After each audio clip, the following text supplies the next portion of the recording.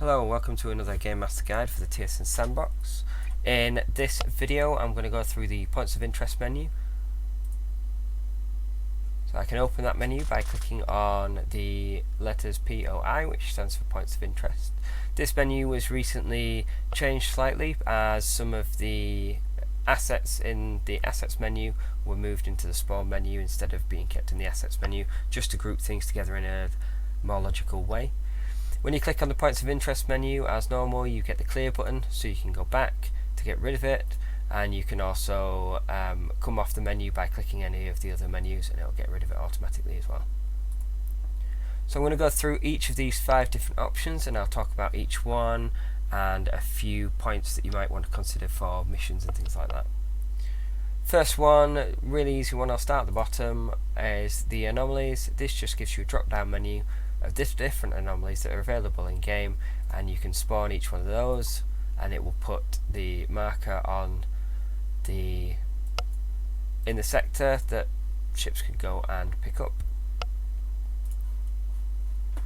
For the Game Master, you'll be able to see what that is. Obviously for the players, they have to be able to scan it, so it adds that extra interest and they can go, oh, we've got a high density power cell here, or we've got a cold case.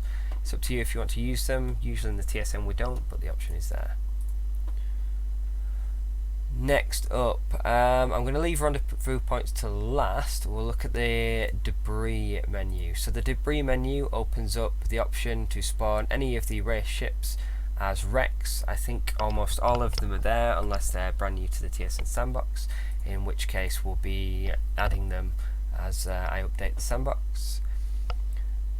If I just have a quick look at those, in the USFP wrecks you've got the 4 civilian ships. So for example, you've got a luxury liner here.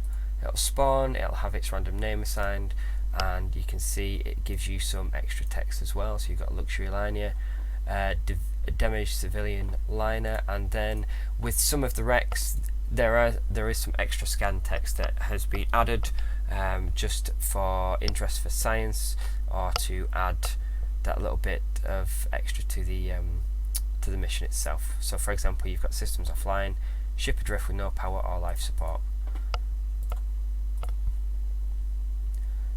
Most of the wrecks should be in there. So for example, Hegemony, you've got like an Arvonian command ship, and again if we scan that you should get similar text.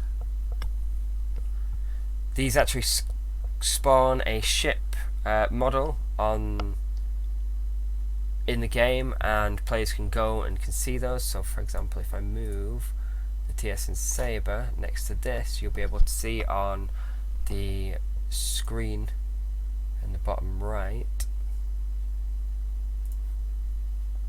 you can see you've got the Arvonian command ship there is just adrift. And then if I move over here to Alpha 93, shift to player, there you go, there's the liner that's adrift as well. So it gives you a visual as well as giving you the actual point. Next up is scan points. Scan points give you a couple of different indicators, things that you can drop in to add to a mission. You can leave like breadcrumb trails, or you can show indications of what's going on in a particular area. So for example, you've got ally signatures and just a couple of different TSN signatures, and then enemy signatures. If I drop 1 or 2 of these in, you've got this slingshot signature for example, and then say the Arvonian signature will do the weapon signature. Not all of these have extra text added, they're just like kind of generic text, but some of them, like these 2 signatures, have some extra text added and can be scanned by science to bring up some extra information. So for example, this one, the trace tritronic phase pulse, if your science officer doesn't know what that is, they can scan and they can get some more information about it, and there's some extra clues in the bottom, or extra information that makes it really obvious what it is. So here you can see that the readings indicate long range transit via possible slingshot array, which is in the TSN, that's how we kind of get round how Krellians get into systems. They use a slingshot array to fire fire themselves across space into our area, so it fits in with that story. And then, for example, here the Arvonian weapon signatures, you've got your phased trionic beam distortions, and then what you have is your waveform and disruption suggest Arvonian weapon signatures. When we've created these as well, we've tried to keep them fairly along a similar theme, so the Torgoth has similar sounding signatures as you go through. They're not all identical, obviously, so like you've got the Torgoth with Trillium phase distortions and Trillium photon emissions, so you've got that link between them being linked to Torgoth, where here you've got the trionic, and then you've got an inverse trionic field. So your science officers can start to learn, oh, it's trionic field, that's probably Arvonians, I'll scan it to make sure, and it'll give them some extra text.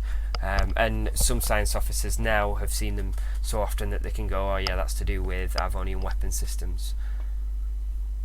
So you can see you've got possible Arvonian energy signatures, and here you'll get Torgoth engine signatures or something like that. I can't recall off the top of my head. Let's have a look at the scan text.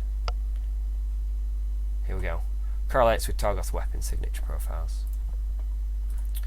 Every time you do a scan point, it'll increment, and it'll keep incrementing. So you get scan point 1, 2, 3, 4, 5, and it'll keep going. Finally, before we get onto the rendezvous points, we have assets. The assets menu used to have the ability to spawn weapons and weapons platforms and bases. That's been moved into the spawn menu now, so it's all gathered together. So the assets menu at the moment just has waypoints to spawn, so you can click on spawn waypoint and it will drop a waypoint. These come up as indicators on the map. There's nothing particularly there. I think it's just a generic mesh with a green wrap around it that players can fly through, but it gives you indicators so you can direct players to a specific transit side. So for example, if you wanted them to transit through grid alpha 3, you could put a waypoint there to show them which way to go, or you could drop waypoints in say this nebula to give them a patrol route or something, and they've got to go between the waypoints. So finally, rendezvous points. Rendezvous points gives a place where players can actually send out a shuttle and pick something up or deliver something, and they're used quite commonly in the TSN. So for example, I've got this base down here, Research Station 00, RS00, and I want to send across an engineering team, for example, to help them bring their base online, or I want to send across a medical team to deal with some casualties or an outbreak of a virus or something like that. I can use these rendezvous points to be able to set that situation up. So for example, in medic actions, I can say I want a medic drop-off team or I want a medic pickup team. So I can have a medical drop-off team, and then when it comes to science, they can see that rendezvous point and they can say, oh, we've got a medical team drop zone on RS00, and then the players obviously can send out a shuttle and drop the medical team off that they've loaded on that shuttle. The same goes with the other. If I go back to rendezvous points, the same goes with the other. So you've got your deployment and extraction of marine teams. You've got dropping off and picking up of cargo, and the same with the engineering teams. Relay actions allow you to set up a point for dropping off a sensor relay. So for example, if I do that and then the player ship loads up a comms relay, they can fly out to rendezvous point 2 and it will automatically spawn, when the shuttle gets to it, it will automatically spawn a comms relay. The same with a sensor drop point, so it will automatically spawn a sensor buoy for them. And then the pickup, you can switch your comms relay or your sensor buoy to an actual pickup location. When the shuttle comes to here, it will destroy that comms relay and it'll say that it's been picked up, so that will disappear. So it just gives you more options. They could be like a search and rescue mission where you go in via a couple of waypoints, you find the actual comms relay that you're looking for, you send your shuttle out, you pick it up, return it to the ship, and then you get out of there. And then to try and unpick what's happened, you might have a couple of weapon signatures around, and 1 or 2 wrecks to give you like an idea of a battle that's gone on in that area. Then you'd report back, maybe be ambushed on the way back. Be a nice way to set up and start off a mission.